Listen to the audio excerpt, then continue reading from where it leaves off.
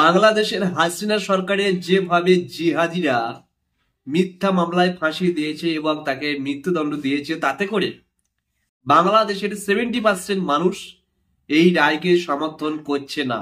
কিন্তু বর্তমান পাকিস্তানি জিহাদিদের ভয়ে সেই সকল মানুষেরা কথা বলতে পারছে না।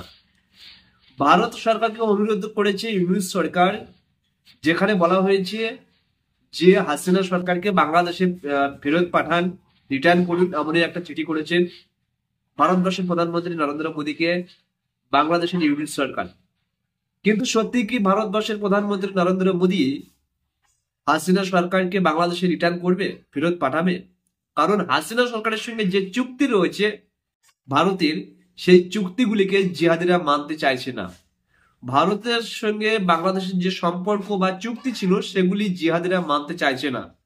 বিশেষ করে সীমান্ত নিয়ে একটা চুক্তি ছিল যেটা হাসিনা সরকারের আমলে ভারত সরকার করেছিল, সেটাকে বর্তমান জিহাদিরা এবং বাংলাদেশের কিছু জনসংখ্যা মানতে চাইছে না। তো তার জন্য হাসিনা সরকারকে ভারতবর্ষের মধ্যে রেখে দিয়েছে, যাতে করে নির্বাচন হয়, নির্বাচনের মাধ্যমে সরকার হয় এবং সাধারণ মানুষ আবার সর্বদাই নিজের জায়গায় ফিরে তো আসতে পারে। তার জন্য হাসিনা সরকারকে রেখে দিয়েছে ভারত সরকার।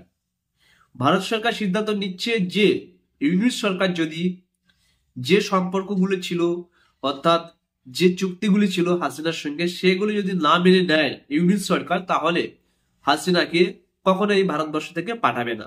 তার কারণ হাসিনার সঙ্গে অনেক চুক্তি রয়েছে আর এই চুক্তিগুলিকে ভারতের পূরণ করতেই হচ্ছে। তার জন্য হাসিনা সরকারকে কখনোই পাঠাবে না। তাছাড়া বাংলাদেশ এখন পাকিস্তান সরকার চলছে, পাকিস্তানের সাপোর্টে চলছে, সেটাও কিন্তু প্রমাণ হয়ে গেছে, সবাই বলছে। তো সেক্ষেত্রে সবার মত একটা দিয়ে তারপর সিদ্ধান্ত করবে ভারত সরকার।